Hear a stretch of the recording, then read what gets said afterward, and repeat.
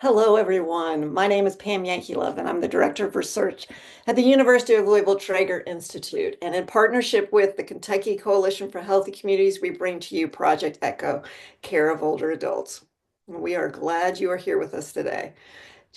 Just to go over some really quick engagement strategies, we ask that you go on and keep your video on if at all possible. We do ask that you mute yourself. If you have a comment or a question, feel free to raise your hand, chat, or unmute. And if you're having difficulty with sound, just go on and check on your little arrow next to your microphone and video to test your system. We do ask that you add your name or your organization and your organization to your video square. Let me go on and give you, I should have done this already, and I'm going to go on and do it. It just helps to let us know who is in our Project ECHO community. Variety of ways to do it. You can click on the three little buttons in the upper right-hand corner of your video and go on and click on rename. A little dialog box comes up and it's the very bottom, says rename. Go on and put your name and your organization in there. Or you can go to the participants at the bottom of your screen and go on and click on more and then click on rename. So if you're unfamiliar with the University of Louisville Trager Institute, our mission is to help individuals optimally age across their lifespan. Our sweet spot is 50 years old and plus. We are a workforce development hub. We are supported by several HRSA grants and other grants to develop the workforce to be informed about how to include geriatrics into primary care and behavioral health into primary care. We also engage in practice transformation of primary care, nursing homes, emergency departments, and we try to transform our communities. All of these things to try to make the individuals that we work with more age-friendly, trauma-informed, and behavioral health informed. We try to make our communities and our practice environments more age-friendly. And we do our Project ECHO in collaboration with the Kentucky Coalition for Healthy Communities. And I believe I'm going to pass that off to Mona to share the mission and the vision. Good afternoon, everyone. We're so glad that you're with us. Yes, the Kentucky Coalition for Healthy Communities, we decided to join the ECHO several years ago and have found that it works very well. It's a good way for us to be able to create community support systems for older adults. And we partnership with the existing local coalitions and organizations. We want our people in our communities to feel like they have a say in what's going on in their communities. So within that, we want to develop the workforce and those concerned community workers to empower our communities to become healthier. And you'll hear a little bit more about how we do that when we do our meeting right at the end, which is in conjunction, of course. Thank you for being here again. Thank you, Mona. So we're going to be focused on our Project ECHOs and the age-friendly healthcare systems. So the focus of this comes from the Institute for Healthcare Improvement and the John A. Hartford Foundation. And the focus is on making sure that we're always looking at the 4 M's. So what matters most, making sure that we align our goal, our health goals, and our preferences for each older adults, what matters most to them, and the way that we assess, the way we document, and the way we act on with our treatment plans. We want to make sure that the medication that an individual's on, that we reduce the risky nature of the medications, ensuring that we deprescribe if necessary, and ensure that there is no interference with the other 4 M's. We also look at the mobility of an individual, ensuring that older adults are moving safely, making sure that we can improve their function and identify and monitor progress towards daily mobility goals. And the last is looking at mentation, which is mood and memory, monitoring the mental and cognitive well-being and being able to document concerns and address those concerns, trying to prevent, identify, and treat and manage things related to dementia, depression, and delirium. This is our 2024-25 schedule. We are in March, and we have on the screen from March through July. Today, we're going to be talking about restorative sleep. In April, we're going to be talking about AI interventions in elder care. May, focused on mental health through lifestyle medicine. June focused on elder abuse, and in July, we'll be focusing on transforming our health, reducing chronic disease with lifestyle medicine. So what we're doing is we're focusing on lifestyle medicine, and then every alternate month, we're focusing on other topics that individuals have asked that they had an interest in. And throughout all these topics, we're always focused on the 4Ms. So Project ECHO was founded by Sanjay Arora, who's an MD, in about 2003. The Project ECHO idea actually came from because he was noticing that a lot of individuals were coming to seek his expertise in hepatitis C. So people were driving 200, 300 miles to come and see him. He wasn't really creating additional capacity for his clients. He was just giving one office visit to another individual. So he developed this telementoring platform, and the idea is to move knowledge, not patients, but to build local capacity. So in a Project ECHO, there is case-based learning. And in our Project ECHO, we focus on teaching the best practices in interdisciplinary team-based care for the care of older adults. So it's a teach-all, learn-all approach. If you're interested in having an attendance certificate, we can provide you a certificate for 1.5 hours for today's session by completing the evaluation at the end of the session. And all community health workers who are interested in receiving a certificate, you must complete that evaluation in order to get the CEU certificate. And our presenter has nothing to disclose. And yes, and we just wanted to make sure that if you're a CHW, we do have this particular session approved for CEUs. So our didactic presentation, we're so glad it's going to have Kristen Neises again with us today. She's going to be talking about restorative sleep, a vital pillar for health and longevity. And before the session started, we all started telling Kristen all of our problems. So there's much to tackle here. If you haven't been with us, we are going to give you a little bio about Kristen. Kristen is a board certified nurse practitioner, a lifestyle medicine professional, specializing in geriatrics and whole person healthcare. She serves as faculty at the University of Louisville School of Nursing and the Trager Institute, where she is dedicated to advancing holistic care for older adults. Through her Geriatric Academy Academic Career Award, or GACA project, Kristen leads initiatives to integrate lifestyle medicine principles into education and practice, equipping healthcare professionals with the tools to improve the health and well-being of older adults. Her work emphasizes on interprofessional approach, ensuring comprehensive age-friendly care. And outside of work, Kristen enjoys spending time with her husband, her dog, and her family. She loves practicing yoga, running, cooking, reading, and exploring new destinations through travel. So thank you so much, Kristen, for coming back to Project ECHO and sharing this very important topic with all of us. I'm sure we're all going to be listening very closely. No one's going to be snoring. Thanks, Pam. Thanks everyone for joining us for a lifestyle medicine session of Project ECHO. Talking about one of my favorite things today, which is sleep. Sounds like we've got some issues with sleep. Hopefully we can find some solutions today. May not be able to solve all of those problems, but we'll work on it. Happy March Madness to everybody. Some of us, I suppose.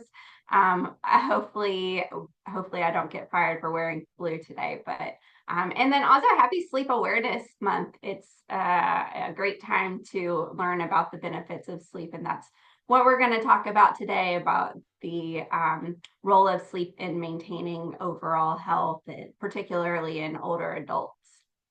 I do have a required acknowledgement for the wonderful support of Health Resources and Services Administration on my lifestyle medicine project. All right, and then today we're going to be highlighting the critical role of restorative sleep in promoting health and well-being in older adults. We'll explore common sleep challenges, their impact on overall health and cognitive function, and then some practical strategies to promote healthy sleep patterns.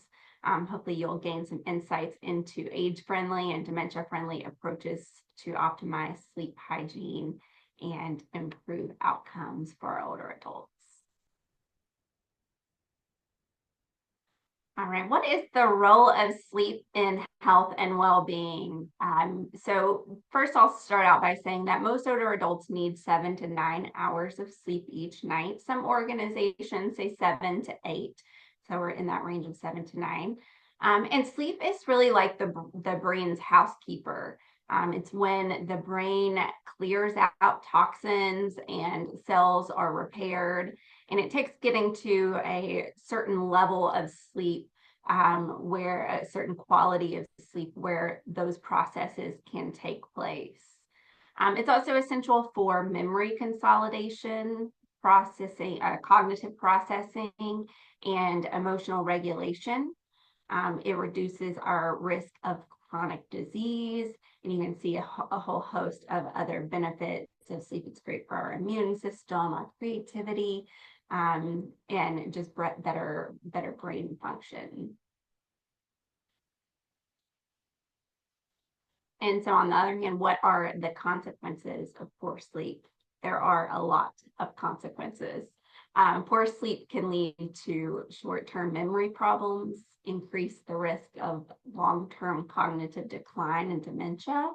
It's linked to heart disease, obesity, diabetes, depression, frailty, falls, impaired daily functioning, lower quality of life, frequent mental distress, inflammation that speeds up aging and contributes to chronic disease, genetic damage, and a whole host of other problems. So poor sleep is really a huge deal.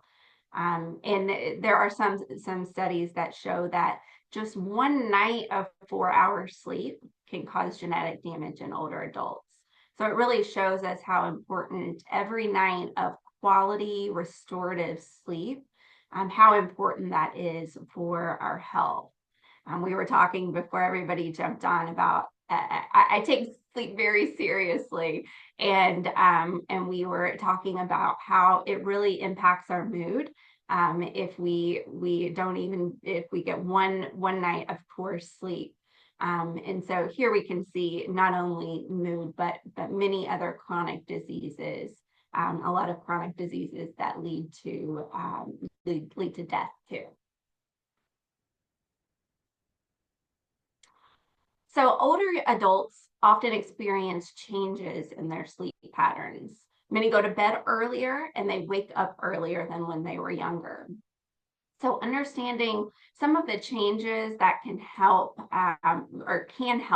older adults take steps to improve their sleep. So what are some of the barriers to quality sleep for older adults? What do they struggle with?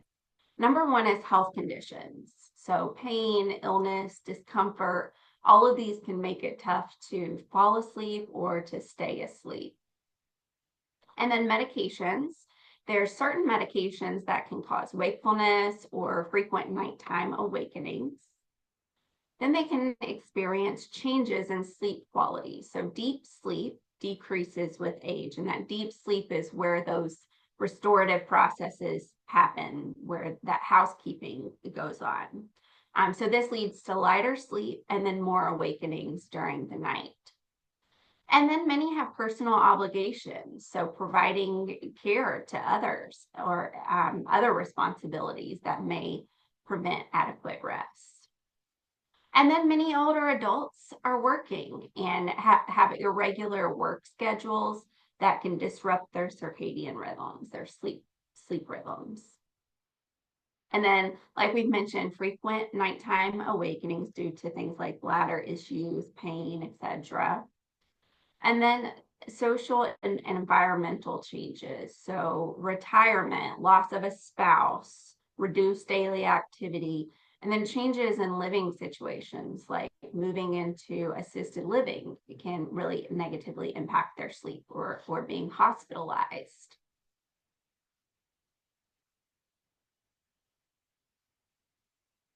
And then as people age, they're more likely to experience sleep disturbances that can significantly impact their health and their quality of life. So conditions such as insomnia, sleep apnea, restless leg syndrome, and sundowning syndrome are particularly common in our older adults.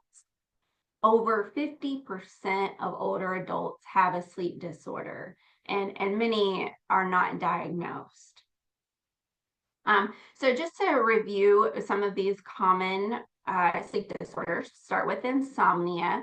And this is when a person has trouble falling asleep, staying asleep, or wakes up too early. And then sleep apnea is a very serious disorder. This is where breathing stops or a decrease in volume during sleep. So the most common type is obstructive sleep apnea, which is when the throat muscles relax and block the airway. 56% of adults over 65 are at high risk for sleep apnea. Again, many are not diagnosed, it's not addressed. And then the third one is restless leg syndrome. And this is a neurological disorder that causes an uncontrollable urge for people to move their legs. And then it often comes with some uncomfortable sensations like tingling, burning, crawling, pulling. And then the last one that we'll talk about is sundowning. And this is a set of symptoms where many older adults, especially with cognitive issues or those who are institutionalized, where you see more confusion, agitation, anxiety, wandering, and that's seen in the late afternoon or evening.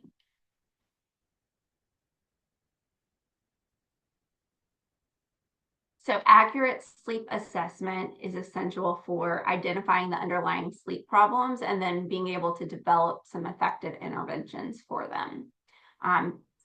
Sleep disorders, like I said, are very common and they often go undiagnosed. So we really have to talk to our older adults about their sleep.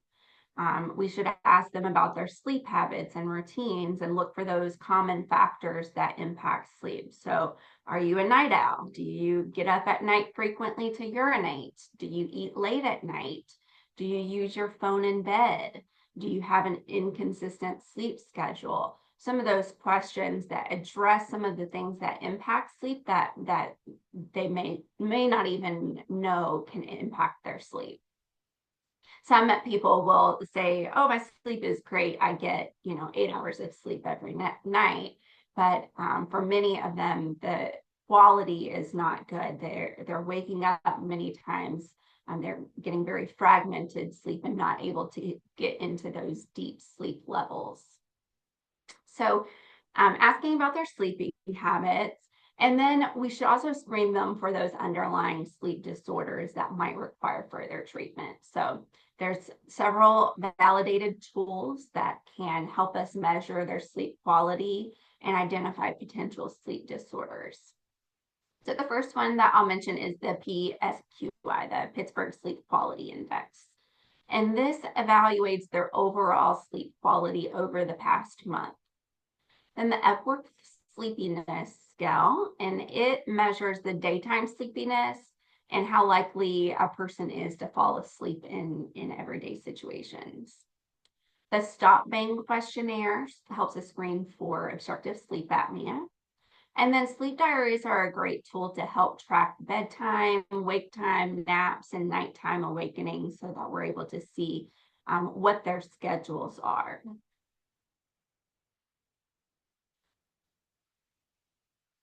All right. So once we've identified those sleep disturbances, then we have to come up with a plan to improve the sleep quality. So one strategy to address this is by sleep hygiene. And so improving sleep hygiene is one of the effective ways to improve sleep. And this is somewhat easy, changing some habits, but can low cost and highly effective. So we'll go through some of these. There are a lot of different tips for sleep hygiene, but we'll cover some of the big ones today. So first of all, encouraging regular daytime physical activity really improves their sleep quality. Now we want to not have that exercise in the last 4 hours before bedtime, but encouraging that activity throughout the day. And then getting exposure to sunlight in the morning can help regulate our circadian rhythms. So just for a very simple explanation of circadian rhythms, we have hormones that are released at night, melatonin mostly, that helps our bodies get ready for sleep, helps us to sleep. And then in the morning, we have hormones that keep us alert and ready for the day, cortisol and some others. But having a regulated circadian rhythm ensures that those hormones come out when they're supposed to. So they come out, the melatonin comes out at night so we can sleep, and then the others come out during the day so that we can be awake and alert.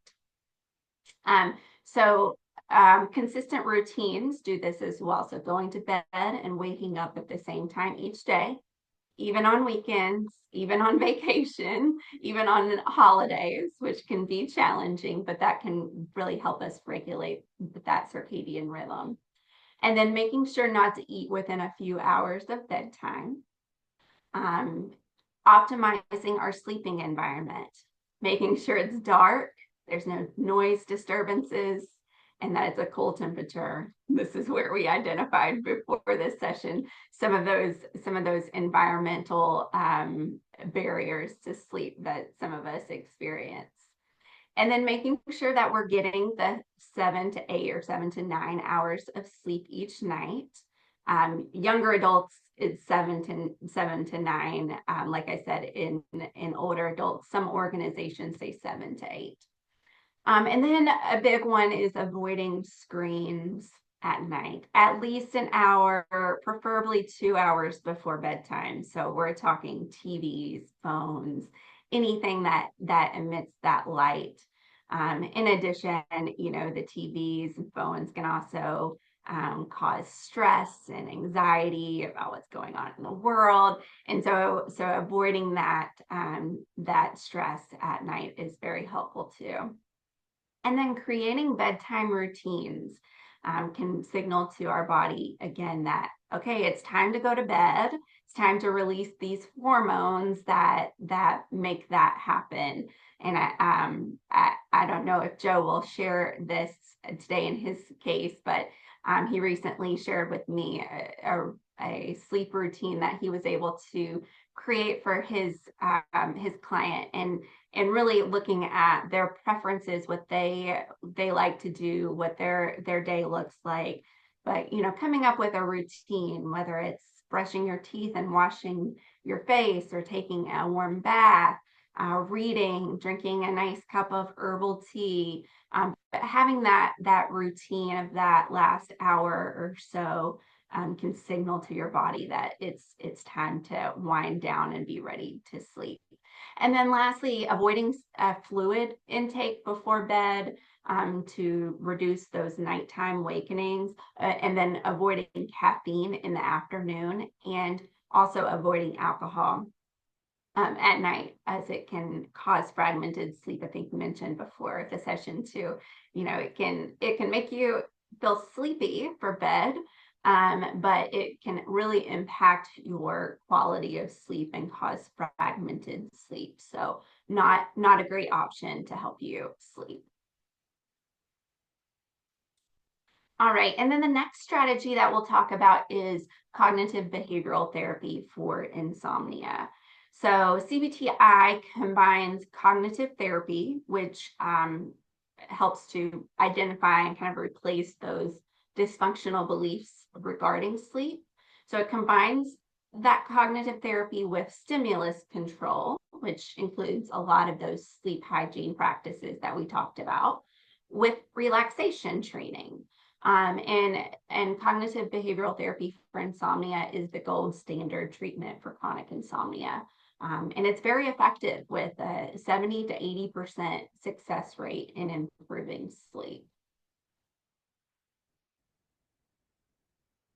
Now I'd like to talk about some dementia-friendly sleep strategies. sleep with cognitive dysfunction can bring some challenges, and so addressing this is important in addition to the other information we covered. So number one is establishing structured routines. Having regular activities helps to regulate that nighttime confusion that can happen and can result even in the sundowning. And then calming bedtime rituals. So warm baths, soft music, gentle stretching can help promote relaxation for these individuals. Third is managing environmental triggers. So we can do this by adjusting lighting in the evening to prevent agitation, minimizing noise disruptions. And then lastly is ensuring that we have a safe sleeping space for these individuals. And we can do that by reducing fall hazards. We can use alarms to help with wandering. Those are some good ways to ensure their safety. And then lastly, again, this is really just lightly touching the tip of the iceberg in sleep practices, sleep health. But I've given a few resources here.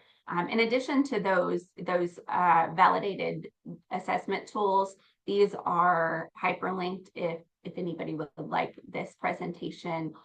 Be happy to send that out with these links. So a really great article here about sleep health and a great patient handout that includes information about sleep health and some of those sleep hygiene practices, and an interesting video that talks about sleep learning and memory. Very small print references there. And then on this last page here, if you have any questions, would like to connect with me, please feel free to reach out at my email there. Thank you. Thank you, Kristen. Yeah, and as Justin said in the text, in the chat, he's going to share the PowerPoint with the resources so that folks can, follow those links that you put in there for us. So thank you so much. I assume many of us are looking at the sleep hygiene checklist that you went through and said that there are a few areas we can all take on and revise and modify to improve our sleep. I found it interesting that one night of 4 hours of sleep can cause genetic damage. Yeah, I need to get going on some of that sleep hygiene. So do we have any questions or comments for Kristen? Yes, Chandler. I had one. So I actually have like sleep apnea, but insurance says that I don't have sleep apnea bad enough to require a machine. So I got this, I don't know if you heard it, Kristen, but I got something called a Bliss Guardian. Um, I was just wondering if you heard, it's like a mouthpiece, but I was just wondering if you heard that and if it's effective or not. Chandler, I'm not familiar with that piece. Now I know that there are that specific piece. I know that there are mouthpieces that are used. I don't know the effectiveness of them, but I'd be happy to look into it. What is the name of it again? Bliss Guardian. Bliss Guardian. Yeah, I'll look into that. I'm interested to know too, that see if that is an effective tool. Cool. Thank you. Yeah. Are there any dentists on the call with us today that could speak to that? Chandler, was this something purchased online or is this something that was fitted to your mouth? It wasn't, well, actually, no, it wasn't fitted to my mouth. Maybe hopefully it's a one size fits all thing, but to be honest with you, I saw it on Right. it was either Instagram or a TikTok shop one, and I was like, oh, this might be Yeah. worth a shot. Yeah, sometimes dentists will send you to, I don't know if it's a periodontal, and they'll be able to get something that really fits your own mouth too. If this doesn't work for you. Fingers crossed it Yes. fit. Have some experience in that area. And so Any other questions or comments for Kristen? Pam, I have a question. When we're talking about reasons for not sleeping well, what if our partner has a sleep disorder? Other than going to another room, is there anything else that you can offer for help? Yeah, well, what I would suggest, and that's a really tricky situation. What I would suggest is if there are, snoring is one indicator that we could have some sleep apnea issues. So if there are concerns with sleep, like daytime sleepiness or snoring, then I would suggest getting a sleep evaluation. A lot of people just don't get assessed for it. It's highly underdiagnosed. So talking to your doctor, getting a referral to sleep medicine if those assessments indicate a need for that. There's a lot of different options for addressing those sleep disorders.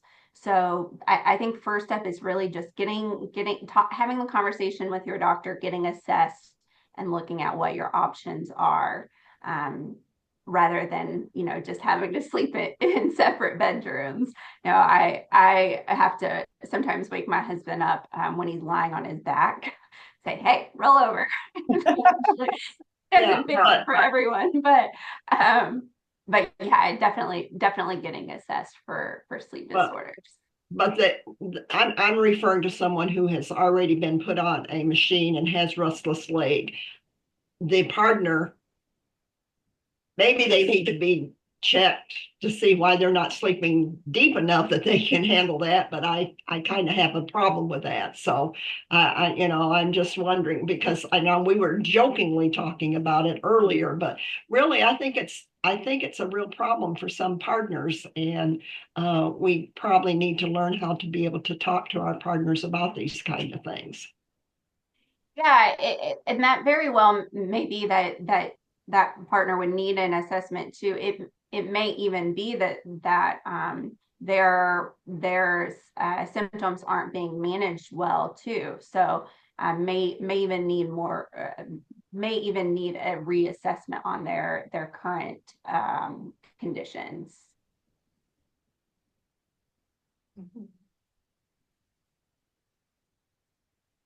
Any questions or comments in the? Well, I have a comment. Go I'm ahead. sorry. No, go ahead. Go ahead. First of all, I just want to say thank you for the health tips. I think they're great. I run into a lot of people, even family members, that it's so ingrained that their sleep schedule is so off, and it's been that way for years. Staying up till 4 or 5 in the morning, going to bed 5, 6, 7, and that's just their pattern for years, and very difficult to even address, I think, and to change that. So thank you for those suggestions. The question I have is, I had a patient that um, would wake up in the middle of the night, slept well, but would wake up in the middle of the night with, it sounds to me like muscle spasms in their lower legs. It's so bad that they would yell out. And do you have any suggestions, other than lab work and things like that, any suggestions for something like that? Yeah, so I really would recommend an assessment by their doctor. There are some things, magnesium supplements are appropriate for some people and can help with some of that, making sure that they're staying hydrated, that it's not, just a symptom of dehydration. Oftentimes that can be a symptom of restless leg syndrome. So I think that, it really, having a good assessment, if it's interfering with their sleep, I think that it would really be important to have that assessment by their doctor. Okay. And it seemed to happen when they were more active. Like they're not very active, but maybe they walked more that day. So maybe their muscles, were overtaxed or something. So Yeah, I don't and know. if it is, the magnesium supplements and hydration can really be beneficial for that, but it Okay. would be individualized. Yeah. Okay. Thank you. Yeah. And I will say that, the cognitive behavioral therapy for insomnia can be really helpful for those clients who do have issues with their sleep patterns, and even having that motivational interviewing for making those changes and assessing their readiness for those changes. So really, really, like I said, it's a gold standard for insomnia, and would be great for that client as well. Kristen, we have one more question, and then we're going to go on and transition. Maurice, did you want to go on and ask your question? Turn on your camera and ask. Yeah, sure. Thank you. Sure. Well, I have two questions actually. The first question is, does this information also apply to younger clients? Yeah, absolutely. All of the sleep hygiene and the treatment options, absolutely. Now, you bring up I see your chat message here now. You bring up a great question that involves a lot of younger adults, and that's those who are working in second shift, odd sleeping schedules. And so that's a whole nother beast. I experienced this working in the hospital, and it's not an option for everybody, but sometimes you have to make the choice to change your circumstances. I know, again, that's not an option for everybody, but that was what I had to do because it was really impacting me working at night. So outside of that, what can you do?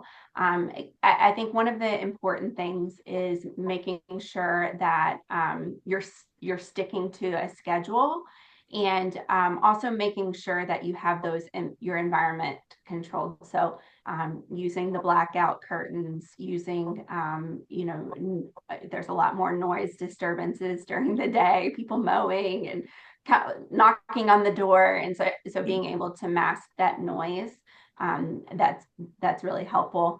And then I'll also say that making sure to get out and get some sunlight during the day. So if you wake up, making sure that you're getting outside and getting some of that sunlight.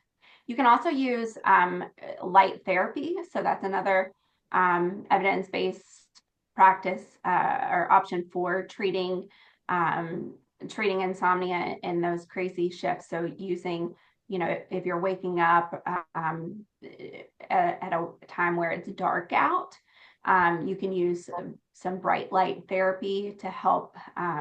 Again, it's helping your body say it's time to be awake and produce those hormones that do that. So that's another great option. All right. Thank you so much, and thank you for the Thank you. question, comment. Thank you. All right, we're going to turn now to our case presentation. Recommendations are going to be taken by Dr. Samantha Cotton. Thank you. And then we're going to have a case presentation by Dr. Joe D'Ambrosio, who is our Director of Behavioral Health. And Joe, you have the mic. Thank you so much. Hey, well, this patient is a difficult patient. I've been seeing her since January of 2024. I was fired and rehired. I was fired and rehired over the time. Lots of issues. She's doing great now. But one of the problems is when she was in her 20s and she had her first child, she experienced postpartum depression. And think back in time during the 70s, 60s and the 70s, when women presented with depression, they many times put them in a hospital. That was the process that they used at that time. That was what they thought, that this was a severe depression. Her family actually pushed her towards that. So she was hospitalized, received ECT at 22 years old, 23 years old, and then diagnosed with bipolar disorder. And through her lifetime, now she's 77, so through her lifetime, she's always been the identified patient within the family. And the family, I've done a family session, and the family showed up like this in the session. They didn't want to talk to me. They didn't want to see her as well. They see her as sick, mentally ill. Uh, so that was one of the big questions that I had with her. And then my second question is collaborating with the medical team. The medical team is still very separate in providing care to her. It's difficult for me to get in touch with the psychiatry department. And people just see her as a sick person. People see her as mentally ill, and they just give her drugs. So one of the reasons why I brought her today was because she was also having sleep issues, and she was put on Seroquel for sleep. So she was told to take, if she couldn't sleep, to take Seroquel. And she doesn't like taking her meds. And many times when she goes into a manic phase of bipolar, it's when she goes off of her meds. But in this case, Seroquel. So she came in one of our sessions. She said, "How do I begin to start getting off of these meds?" So I thought sleep was my easiest thing. I thought to handle, and it turned out that it really was. Okay. So this is a 77-year-old female. She lives independently. Her diagnosis is, and really, when she goes to any other doctors, bipolar always shows up first. She has osteoarthritis. She has problems with her tibial tendon and a foot discomfort. She has high blood pressure, hypothyroidism, insomnia, neurological tremors, probably caused from her meds that she's been taking for 50 years, and allergies. She's 5'11", 194, BMI is 27. She considers herself overweight, and her blood pressure is 140 over 88. She is taking, you'll see her med list, it's pretty long. Her cholesterol is controlled by statins, actually pretty decent. And her A1C is high, 6.5. Her functional limitations, she has chronic back pain that limits her activities of daily living, especially her exercise, her cognitive function, her bipolar disorder has really defined her life. Bipolar has defined this woman's life. It impairs her cognitive function. Part of that, I think, is from the ECT that she's had over the years. And she's adapted in ways that have not been beneficial to her. So I'm working with her in behavioral health. I really work hard in helping her reframe the way she approaches other people. So an example of that is if she's upset with one of the doctors, she'll send a 3-page email bolded to the doctor. So it creates this conflict quickly. And I think that a lot has to do with her cognitive function. She has manic episodes. For her, are more common than depressive episodes, and she has sleep disturbances, fatigue, hopelessness at times, slowed thinking at times, and some memory issues. Her Haldol that she's taking is causing excessive weight gain, although when she goes off the Haldol, she has manic episodes again. Sexual problems, she said none are reported. And she said to me, she said, none are reported because there are no men around. I would like to know if I have sexual problems, to tell you the truth. That's actually what she told me. She has a great sense of humor. Her nutrition is, she says it's optimal. I don't think it's optimal. She orders out a lot. She told me this week she ordered Chinese food and she ate on the Chinese food for 3 days. So she doesn't like to cook anymore. She's all by herself. She finds that cooking is problematic for her.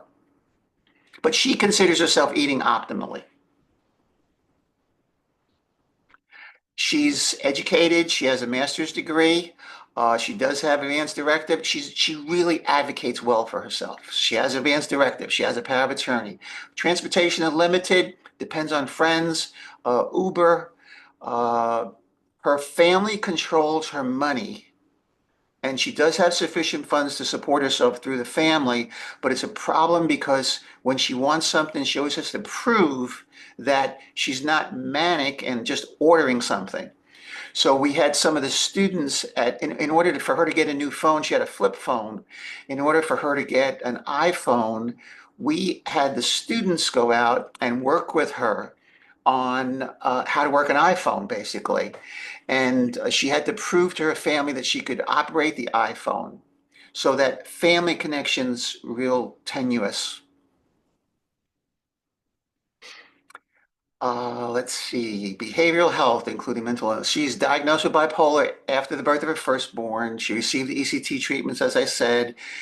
She has experienced mania, really bad mania, where she's been hospitalized every 5 years. And when I first met her in 2024, she goes, "Oh, we'll be fine till 2029 if I live that long." And I finally have her at a point where she's not going back in the hospital. She says she feels she's really stable right now. She was experiencing sleep disturbances, and I'll share the sleep prescription that I gave her that seemed to have helped. She does have fatigue, some memory issues, lacks motivation to exercise, but a lot of that really relates to the pain that she has. So when she has pain, she doesn't exercise. And I find that with a lot of the older adults that I work with. She's Jewish and she practices her faith. MS in education. She's retired. She writes children's books. She's very articulate. Uh, she's able to communicate well. Her family structure, she's divorced for 45 years, lives alone, and 2 children and a brother and a sister are out of state. And we have been working on developing a better relationship with them because when I met her, the family was really fed up with her. They were tired of her being sick. And when she has manic episodes, they have to fly into town and she ends up in a hospital for 3 or 4 months. So the family's has caregiver stress, I would say, a lot of caregiver stress and really caregiver burnout. That's what I found. She doesn't smoke or drink. She walks on her floor in her apartment complex. She does attend chair exercises 2 or 3 times a week, but she doesn't like them that much, she says. She eats regularly. She has bread for breakfast, she'll have a bagel or toast with cream cheese, cold cuts for lunch, and she orders out now. She's into this ordering out for dinner and eats on the meal for a couple of days. Medication adherence, she's very compliant. She actually, for some of her meds, for her lithium, she has to be tested every couple of weeks, and she's very compliant. She goes for her lithium levels to make sure everything's okay. She has regular source of care. She advocates for herself. She goes to her doctors regularly. She takes her meds. She has access to it. She has access to mental health services. She's overall satisfied. She does complain a lot at times, but overall, she says she's satisfied and she does have access to dental care. And she hasn't had any falls, although she is, I think with her osteoarthritis, she is at risk for fall hazards. She's removed all of the loose carpets from her apartment. She has smoke detectors. She's decent on home hygiene, although she does have someone come in and help her. Personal hygiene, she always looks great. Carbon monoxide, I don't know. I put a no on that. I don't know if she has it or not. I'll double check on that. The apartment complex that she's in, I doubt very much whether they do. She's really not in a stressful environment, except when it comes to her family. And she has a primary care provider, psychiatrist, a therapist, podiatrist, orthopedic specialist, neurologist, and ophthalmologist. So she definitely has the providers, but it's hard to talk to them. It's hard to come up with a treatment plan for this patient. Everyone sees her as bipolar. They don't see her as this human being that she is. They see her as bipolar. Okay, these are her drugs. Look, it's a lot. So her lithium treats her bipolar disorder, stabilizes mood. Her cogentin, she doesn't like to take it from the drugs that the psych drugs she's taking. She's developed sort of a shaking, and they gave her that drug to eliminate the shaking, but she doesn't like the way she feels on it. So she's working now to get off of it. She says she'd rather have a little shaking. Her Haldol, she takes a 50 milligram injection. she's on melatonin, and that was something that I encouraged her to do. Colace or Seroquel. She is off of her Seroquel now. She's not taking Seroquel anymore. Prevacol for her statin. She takes vitamin B because she was low on vitamin B. She takes her high blood pressure medicine, Aldosterone, and her Synthroid for her hypothyroidism. She takes Tylenol when needed, and Prilosec she takes daily to treat acid reflux, and lisinopril, her high blood pressure also, and then her vitamin D she's also taking because she was low in that. And I guess, Justin, it might be good to show the prescription if we can. You able to do that? Show the Hold on just a second. sleep prescription? Okay, yeah, yeah. Yeah. So she's really been great these last couple of months, but she was really challenging for a while, challenging to her whole medical team. And I did have a chance to talk to her medical team and separately, not together. Uh, but right now, it's how do we get her to not be bipolar? So she told me she wanted to get off of Seroquel. So I developed this routine with her where she would do this at night. So I believe that bedtime is a ritual. You have to have a ritual. So I have my ritual every night. And I want to tell you, I have absolutely no sleep problems. And I love my bed. When I wake up in the morning, I say goodbye to it. And I say, I look forward to seeing you in a couple hours because I love sleeping. I love my 7 hours of sleep. I just sleep 7 hours. And I found for myself what Kristen said, have a dark room. I like to start it out a little warmer and then let it get cold. I don't like to go to bed when it's cold. And I know for myself. So I try to infuse with all of my patients. I work in behavioral health. I ask a lot of medical questions. I spend a lot of time on lifestyle medicine.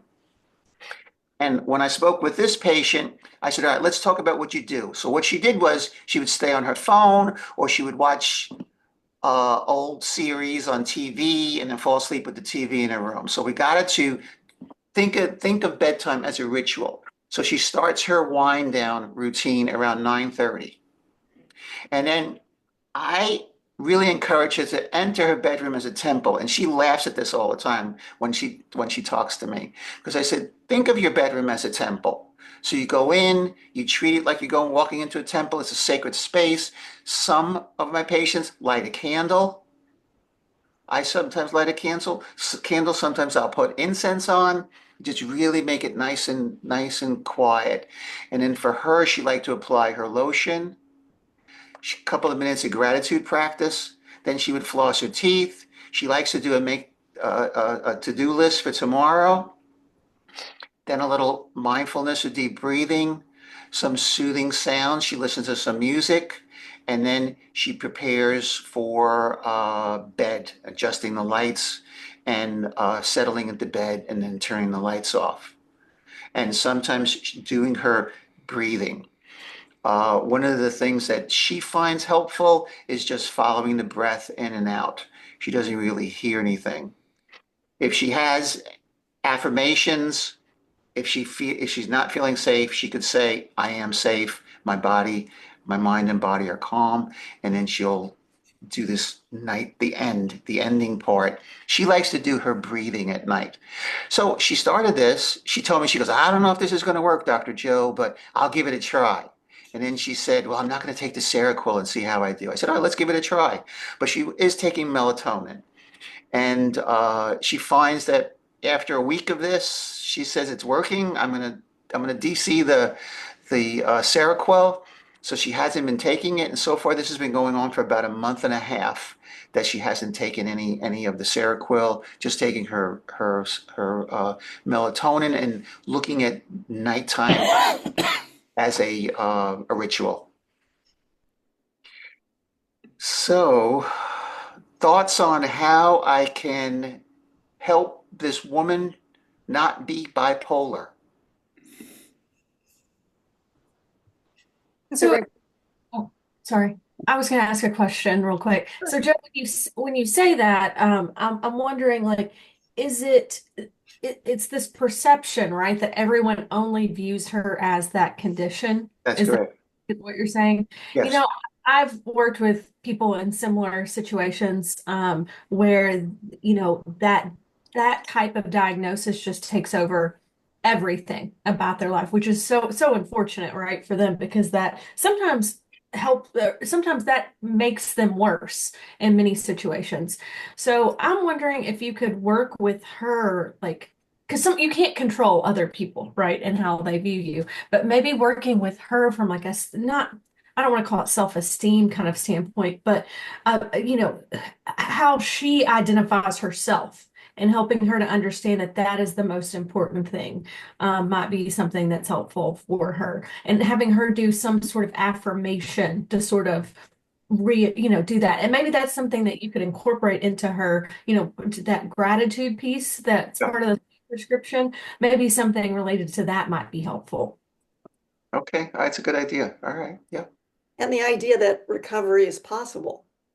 What does recovery look like? Recovery was a term probably that wasn't around when she was getting diagnosed. And it wasn't really a perspective in mental health. Yeah.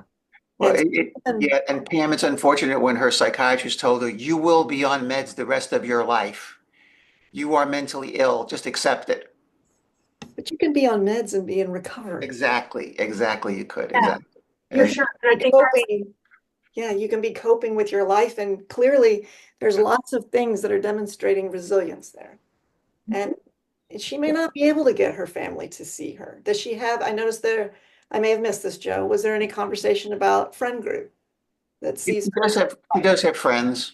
She does, and she goes to a a writing club. So she's an advocate for herself. She's a really good advocate for herself.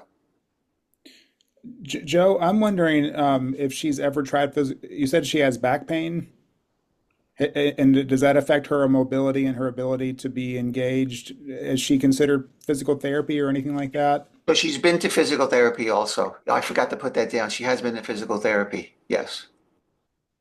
Yeah. I noticed that, Joel, do you have your hand up, or did you have your hand up? Yeah, there was just a couple things I wanted to share because there's a couple things from her story that really related um, to me. One thing, trazodone really helped as needed. It helped me personally more than Seroquel. It didn't give me that hungover feeling the next day. And then as far as the family, I kind of struggled with the same thing after so many years of dealing with my mental health.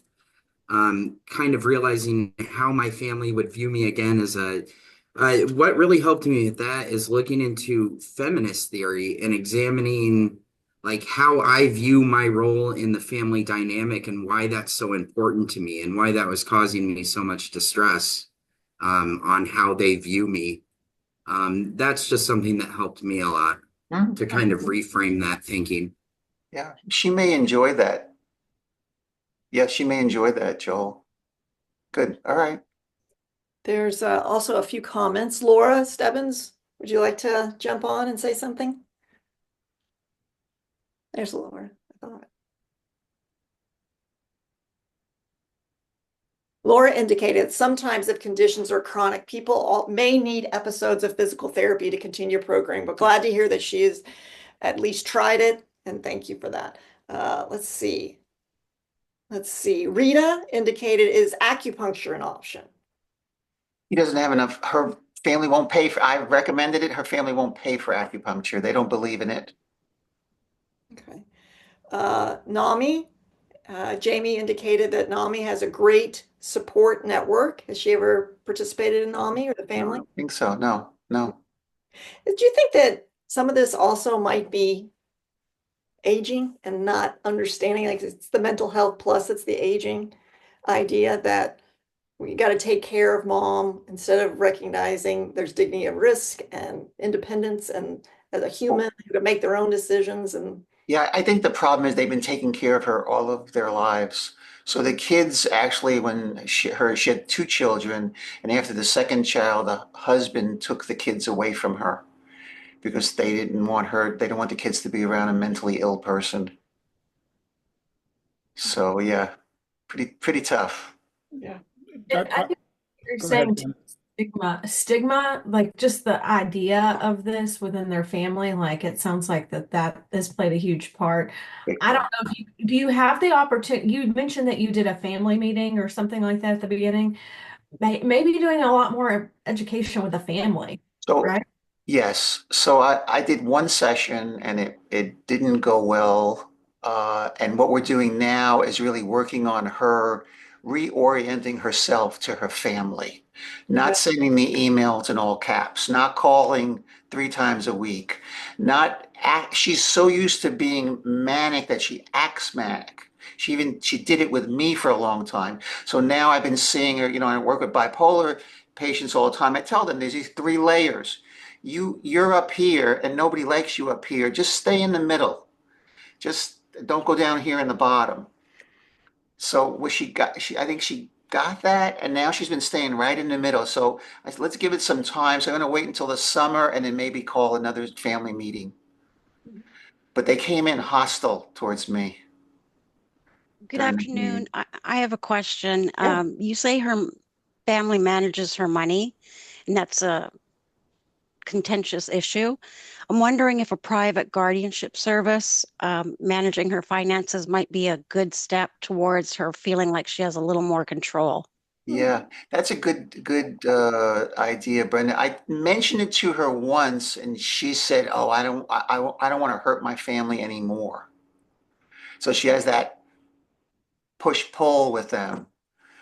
That would really rupture the family. They think they're doing a good job, and they really are. They're doing the best they can. She's been problematic. She's been, she's definitely the identified patient within that family system. But if there is some indication that there's some caregiver burden, I wonder if it would release them from that. Yeah, They had done it for so long that maybe could be a release and they could develop the relationship another way, like Brenda's suggesting. yeah. All right. I'll It I'll could bring be. it up to her. Yeah, I've not. Yeah, I'll definitely bring it up to her for sure. I also want to point out what Justin put in the chat about the medications, and I don't think Dr. D is on, but I did just want to say I've had patients who have been on the same combination of Haldol and lithium as well that I've worked with in the past, and those medications are really hard on your system long term, right? And have a lot of side effects. I'm just wondering if, when you're talking to, and a lot of times I think because of the neurotoxicity of those, that's probably why she's having to go for like the blood work, right? Right. So it sounds like they're monitoring that, but it sounded like Dr. D was initially very concerned about that too. And what I just wanted to say is that sometimes as patients get older, right, those medications are not tolerated as well. And so I'm hoping that she's working very closely with the psychiatrist on those. Obviously, it sounds like this is a situation where she needs those medications, right? Or something similar. But maybe if you're able to have a conversation about that with them about that and explore that. Because again, as we get older, we just don't tolerate those medications. And Haldol is kind of an older, Dr. D might have been concerned because Haldol is an older first generation med. And I'm sure she's been on this for a really long time, and that's why she's in this situation. But yeah, I would just want them to monitor that very carefully just because I've seen it go really badly as patients get older. Yeah. Yeah, she's going to an older psychiatrist who basically is saying, you need these meds. You're always going to be on them. There's no hope for you. Basically, that's what she's heard. So yeah, so I'm working on it. Yeah. For those who are unfamiliar, Dr. D is our Gero pharmacist and also a pharmacy faculty member at the University of Louisville. Provided some insight. All righty. Any final comment? Let's see. Joe, I have to say I'm very impressed with that sleep hygiene list that Oh you had yeah, with your patient. good. Yeah. I think several of us had comments. Several comments in the Oh, chat. good. Yeah, make it a ritual every night. It's great. I love my bed, and I look forward to seeing it in a couple of hours. The more I do that, the better I sleep at night. I think we'll end here with something that Jamie said in the chat, is that you sound like an amazing practitioner. Many do not have a narrative as yours. Oh, And thank it's you. fortunate what bipolar patients have experienced over the decades as far as the medical and mental health field. Yeah, Thank thank you. you, Joe. And yeah, you could definitely, Oh, I think you turned your mic on or off. you could definitely share the sleep prescription. Yeah, that just go for it. Yeah. Change it so it suits yourself or your patients. Well, Joe, thank you so much for coming. Thank you You're for welcome. your knowledge, you're patient, and that we can all learn from that. Now we're going to move into the Kentucky Coalition for Healthy Communities, and I think I'm going to pass the mic back to Mona. Thank you, Pam. So let's go on to the next slide. We want to talk a little bit about what we've learned, but first let me help you know a bit more about the Kentucky Coalition for Healthy Communities. We look at our mission as to train and empower stakeholders and community members to provide hope and education for their communities. And that's what we're hoping that our ECHO is doing for you, so that you can take what you have learned here and to be able to share that with not only clients, but your community as a whole. So now then, I'd just like to give us a few moments of a time of sharing. And I want you to start thinking about, what with this presentation, how can I share it with the community? Often we go to meetings, especially those of us who are professionals and are invited to a lot of different meetings. We get off and we may have even put a remark, Joe, that was a remarkable presentation, but then it's over with.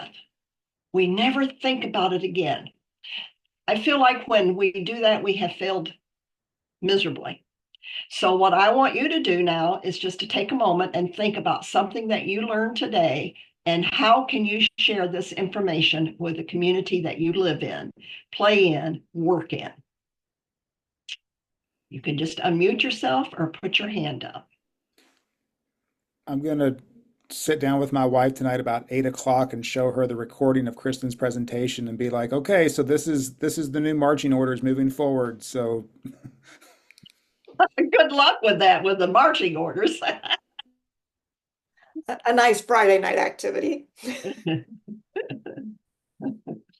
Friday night activity. Oh my goodness, does that trigger something? As a child, Friday night was special. That was popcorn night. Okay, so Joel, I'd love to hear from you.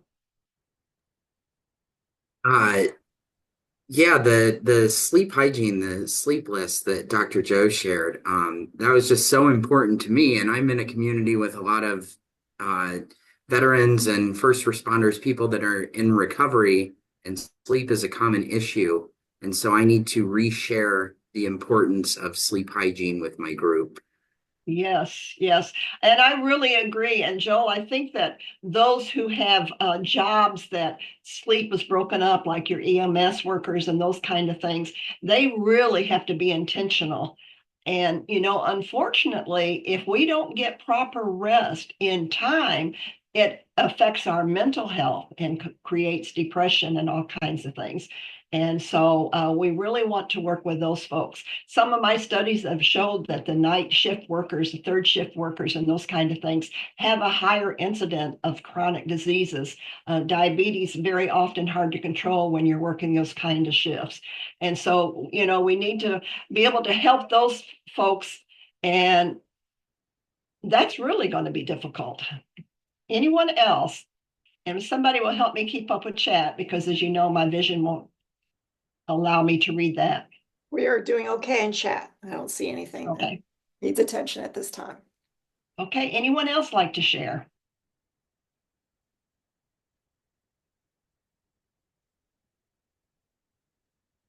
Does someone have a unique way that you might be able to share at least a portion of this information?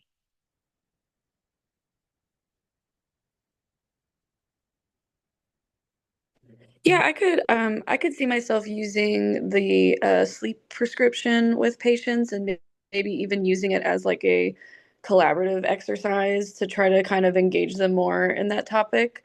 I definitely can think of a couple patients who say they have sleep problems, but are like, but that's just me. It's never going to change. And I could see this opening the door to those conversations.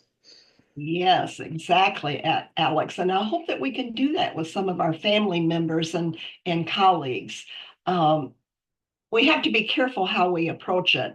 I have, well, one of my very best friends, we grew up together, went to school together, which means that she's aging as well. And she never slept. I mean, she said sleep was for sissies, 3 to 4 hours was all she ever got. Typical type A. Well, she ended up having a really bad stroke and is partially, she's lost a lot of her movement. She's lost a lot of her speech. And obviously, I'm not going to say that to her, but I can't help but wonder if that is a part of it. So, we want people to know how important sleep is to overall health. Anyone else like to share before we go on to the next slide? I just had one more quick thought too of just the cultural aspect of it, because there's also just I think in the US specifically, a culture of like being proud of how little you're sleeping because that means you're working hard. Mhm. And I think especially with the economic climate right now, that might increase. People might be picking up the third or fourth job. So I think that's just going to be a big impact on sleep with patients too. Yes. And I'm glad you said that, Alex, because we have students. A lot of you on here are students. And I remember the feeling, and I remember even verbalizing that every professor thought that was the only thing we had to do in life. And most of us had to work jobs as well as be students. Some of us had children as well as being students. And sometimes self-care dash sleep was the first to go. And as I work with our students, I really encourage them to find a way to carve out some self-care.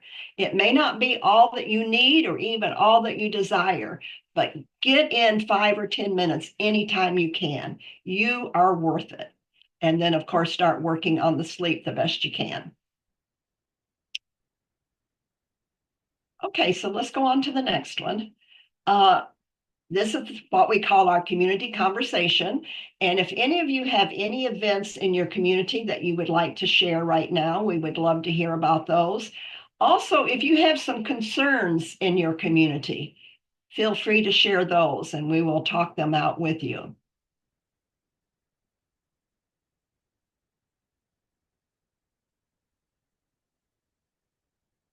Anything going on in your community?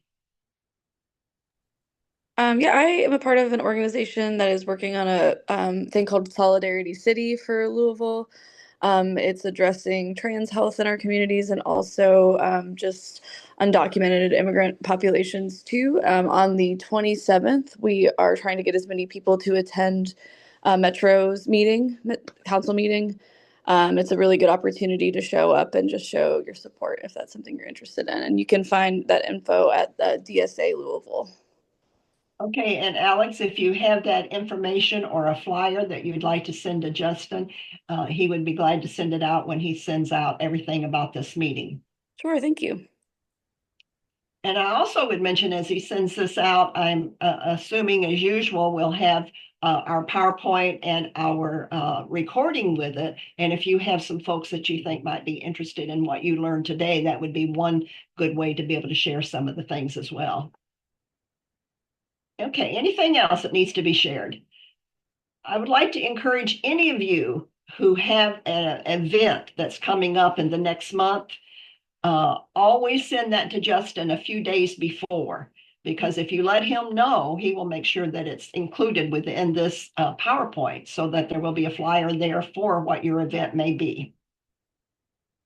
Okay, so let's go on, Justin, to the next one. So I want to share with you some things that we will be doing through the Trager Institute. We'll be starting another Flourishing Together class on April 24th, and that will go through June 26th from 7 to 8:30 p.m. And that is a virtual meeting. And for those of you who are not familiar with what Flourishing Together is, it's a free 10-week class, and we are going to learn easy and practical ways to eat And we do have a slide on sleep because we recognize that sleep is very important to overall health. We're going to learn how to become more active, and we're going to learn how to take control and to manage our health conditions. We will learn a healthier lifestyle to prevent and manage diabetes, heart disease, and other chronic diseases. So you notice I said prevent. You do not have to be living with a chronic disease to come to flourishing together. We will be doing prevention as well as managing. You can invite others to come with you because we do work on the team concept, and you can have your own team, name your own team, have your own mantra. However, if you prefer to come by yourself, you can do that and will be assigned to a team. It's really a fun, great way to learn how to be healthier, to get some new friends in your army of wellness champions. And we really would like for you to help us share this particular class. We also are going to be starting another diabetes class pretty soon. April 3rd will be an introduction. And then our workshops will start on April 10th, and those are from 11 to 1:30. Each of those, I believe it's a Thursday afternoon. Our Flourish program is kind of our flagship program, what we started with in the very beginning. Our mission is that we wanted to see and be able to help our adults with multiple chronic conditions to improve the satisfaction through a comprehensive care navigation program. And our navigation program, we are able to do that with the aid of our practicum students. And we have seen a great deal of success. And just as Joe was sharing with us today, we want to always bring in our collaborative partners, all of our doctors. We want our mental health because none of our healths are all by themselves. We're kind of like that chair, the four-legged chair, and each one of those legs needs to be healthy in order for us to have whole health. Our caregiver program, that's designed for caregivers of aging adults who are 60 and above to provide support and resources for the caregiver to be able to help their person better. And there is a survey, and for some reason that's not showing up, but you can also go to our website and you'll be able to find the caregiver program and fill out that interest survey. We also have a virtual friendly visitor program. And what that means is that you will get a health navigator to be able to call, and it's designed for those who are in isolation and loneliness. We have a new program, the Pearls program, that I haven't got up there yet, but that will be advertised a little better by the next month. And that also is designed for those that are 60 and above. Okay, you want to go on? So another program that we have is called My Health Matters. We do that every Monday night. It's an educational and support group, and I've shared with you here what the topics are. Now, this one here, you do not have to register and say you're coming for X amount of weeks. You can look on the Monday nights and say, oh, yes, I have an interest in that, or I know that speaker and I'd like to go and be a part of that. But let me just assure you that you're always going to have a good time. No matter how serious we get, we make sure we pull in lots of fun, and you're going to have something of interest and that will educate you on how to be healthier and how to help your community. So this coming Monday night, we're going to be connecting nutrition and aging with Amanda Stess, and some of the oldies will remember Amanda. I worked with her at the health department, and she's now working for the Department for Aging and Independent Living, and she's going to speak with us. And on March 31st, we're going to have one of our own, Ruba. She not only works for the University of Louisville Brown Center, but she is part of our paraprofessional program. And I'm not going to go through each of those, but I just wanted you to be able to see what's coming up and hope that you decide to join us. Also share it with clients. This is an open meeting. It's for everyone. It's not just for paraprofessionals and professionals, but it's for community members, it's for patients, it's for caregivers and all. Okay, so Walk with the Doc. Currently, we are having the Walk with the Doc the first Saturday of each month at Newcastle. We have lost our doc. He has actually moved from the Eminence practice, and so this may be the last month, and I'm not real sure what's going to happen with that, but I still wanted you to know about it. If any of you are interested with Walk with the Doc, though, it is a great program. And if you can find a doctor that is willing to lead it, what happens is the doctor will give about a 5-minute health talk. And there's great examples, great PDFs on the Walk with the Doc organizational website. Or you can use your own. You can use a guest speaker or whatever you want to do. The only thing is there has to be a doc as part of that. I see we have a hand up. Do we have a question about Walk with the Doc? Oh, yes, I have a comment. There's also a Walk with the Doc that's on the second Saturday of every month. It's run by Dr. Bridget Hittapole. Right. I don't know if you're familiar, if that's the same thing, but it is. Well, it's the same organization, but she has her own walk, and we had one out in Newcastle, and it looks like what we're probably going to do is to join her. But I was hoping for a second location because I'd like to see them all over Kentucky. There are 2 in Lexington and 1 in Paducah, and then and of course I think there's 1 or 2 in Louisville. And then, of course, Newcastle being such a small, I was so proud of it, but unfortunately, it doesn't look like we can continue it. But anyway, so we really want you to think about this. Especially if you're in another county and you have a doctor friend who believes in giving a prescription of walking and you think they would be interested, there is a small licensing fee, but it's not a real bad amount. So maybe you can find somebody that would do it. I would just love to have Kentucky, just have them all over the place. Okay, so let's go on. So, closing pledge. We will become an effective state coalition, and I think we are becoming that as we're seeing more and more people throughout the state that is interested in health, especially holistic health. And we are continuing to work with our community members and our community-based organizations to empower our state to become a healthier and compassionate people. If we want that to happen, we know that health is contagious. People are going to do what people around them do. So we need to be always modeling and practicing self-care and model our healthy behaviors to our families, our coworkers, and members of our communities. And as I say to Flourishing Together quite frequently, let's model it very kindly and respectfully. People do not appreciate food police, nor do they appreciate things being shoved down their throats. But as they see you thriving and motivated about it, very often they'll start asking questions, and then you have permission to really talk with them, but always model it. Okay, so I will turn it back to the appropriate person. Thank you, Mona. So this is our schedule for through July. If you have already registered, everybody that's on this call should have an iEcho account. You are already registered, and you just basically on the appointed day and the time, if you log into iEcho, you'll be able to join. You should get reminder emails a couple days before the session and then an hour before the session with a link to join. I hope you'll join us in April, on April 18th from 12 to 1:30. AI innovations in elder care, transforming the future of aging. We're going to have a great panel discussion on uses of technology and artificial intelligence in the support of older adults. And then you'll see our schedule here through July.